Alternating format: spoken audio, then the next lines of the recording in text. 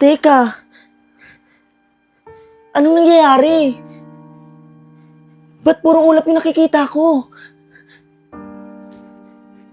Patay na ba ako? Oh, hi. Sino ka? Ba't nandito ako? Hindi mo ba naaalala? Na-aksidente ka at sa kasamaang palad, binawian ka ng buhay. Nasa langit na nga ako. Napakalaking gate naman nito. Pwede bang pumasok? Oo naman. Halika. Grabe, parang palasyo pala dito. At sobrang mapayapa. Sobrang mapayapa dito. Walang ingay, walang gulo, hindi katulad sa lupa. Ang daya naman, hindi ko pa nga na-enjoy yung buhay ko sa lupa eh. Tapos, nandito na agad ako sa langit. Ayaw mo ba dito? Siyempre, gusto ko dito. Sino ba namang ayaw mapunta sa langit? Kaysa naman sa impyerno. Sige, bibigyan kita ng pagkakataon para makapili ka kung saan yung gusto mo. Dito ba sa langit? O dun sa impyerno? Eh di ba mainit dun? Pero sige.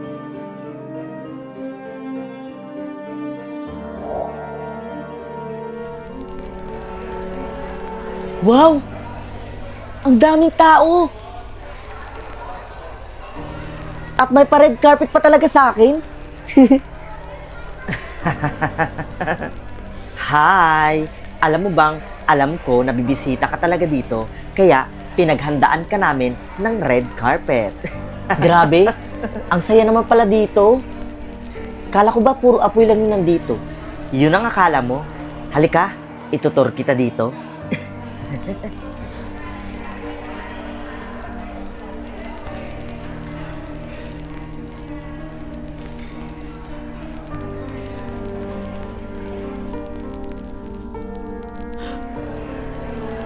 May casino dito? At may masasarap na alak. Pwedeng patikim? Kasi di ko pa natitikman lahat yan eh. Kung ako sa'yo, dito ka na lang. Siguradong mag-e-enjoy ka. Ganito pala sa impyerno? Akala ko puro apoy lang.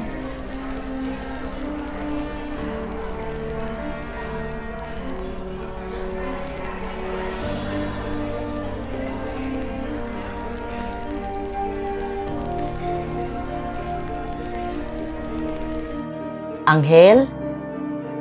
Anghel? Anghel? Nasaan na yun? Nakapili ka na ba kung saan gusto mo manatili?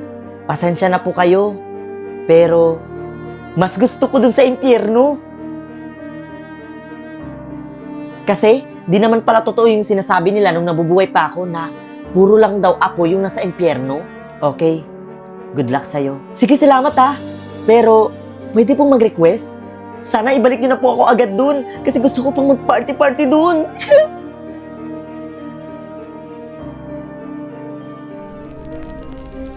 Sa wakas, nandito na ulit ako. Magagawa ko na yung mga bagay na hindi ko pa nagagawa nung nabubuhay pa ako.